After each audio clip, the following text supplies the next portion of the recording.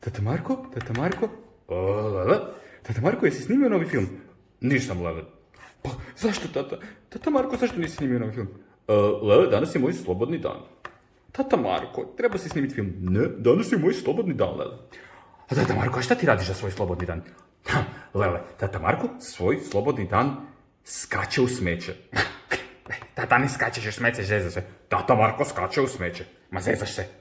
Kako to možeš raditi za svoj slobodni dan? To je moj slobodni dan, Lele. I tata Marko skače u smeće i ide sad skakati u smeće, bok.